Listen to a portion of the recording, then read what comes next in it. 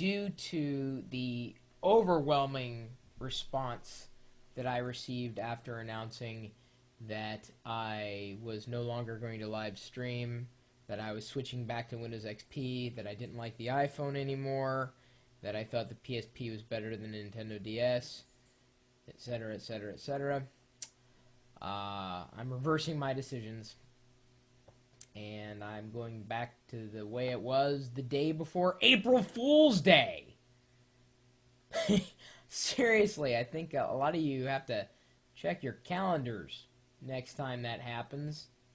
The dates were stamped into the videos, and it's funny because some people are commenting as if, I was, trying to make a valid point when in fact I was not, and you think the April 1 would have been a dead giveaway. However, I thought it was, even funnier when I got emails streaming in, begging and pleading, no, please keep streaming. And I'm thinking, okay, I guess I will. I planned on it anyway. One heck of a gag, wouldn't you say?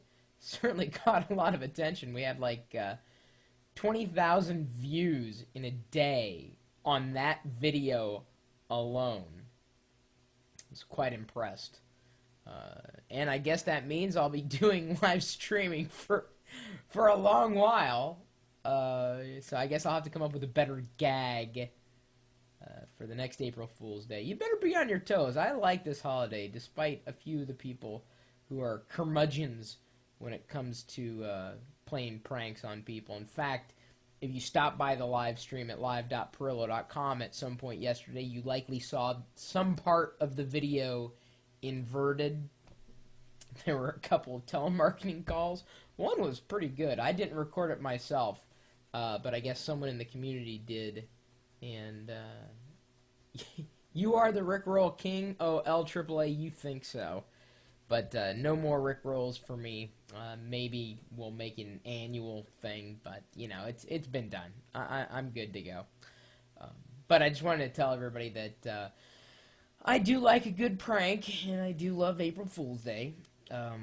Didn't really prank Ponzi other than getting this toy spider, the huge tarantula that was a remote control tarantula. I set it in the middle of the kitchen floor and waited for her to walk by, and unfortunately, the remote control didn't work, and I could hear her kind of, walking around, and all of a sudden I heard her go, she's like, "That's not funny!" So apparently it looked too much like a toy.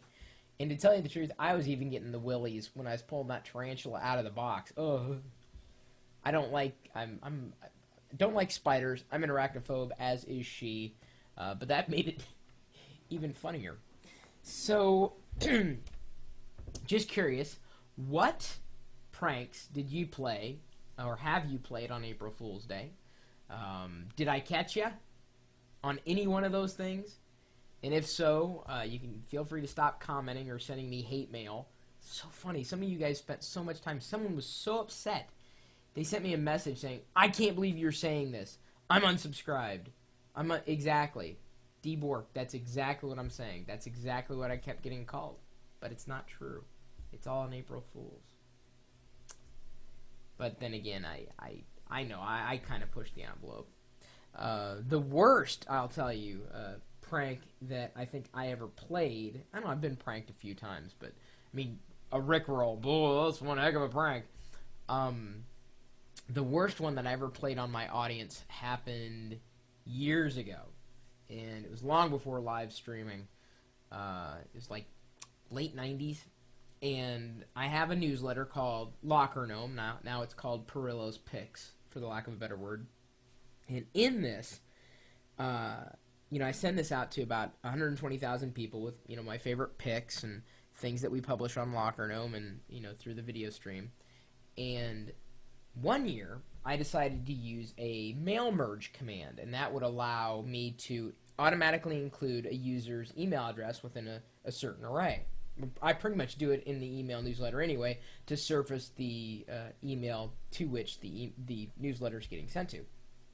So I moved this variable up to the top. I said, this is the stupidest thing I ever did. I said, my newsletter's getting too big. April 1st, remember it. My newsletter's getting too big.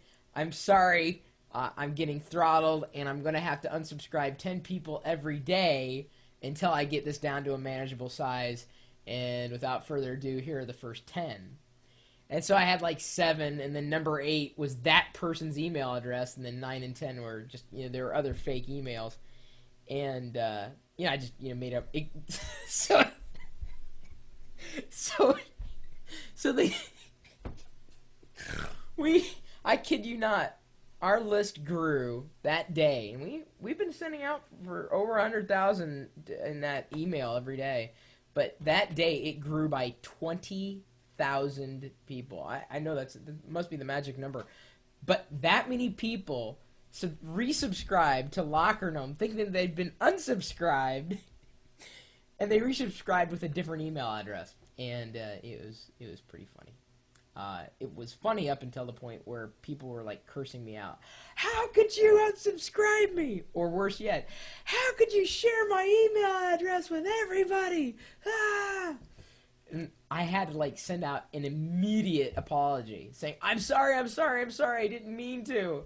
It was a practical joke. Oh, that was the worst.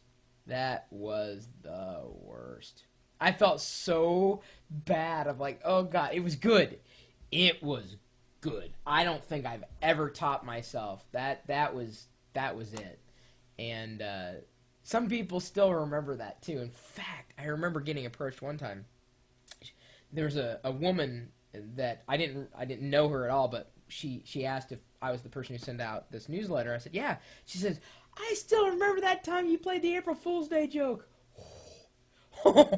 I'm never going to live it down. And the people who knew, they remember it. That was a big one.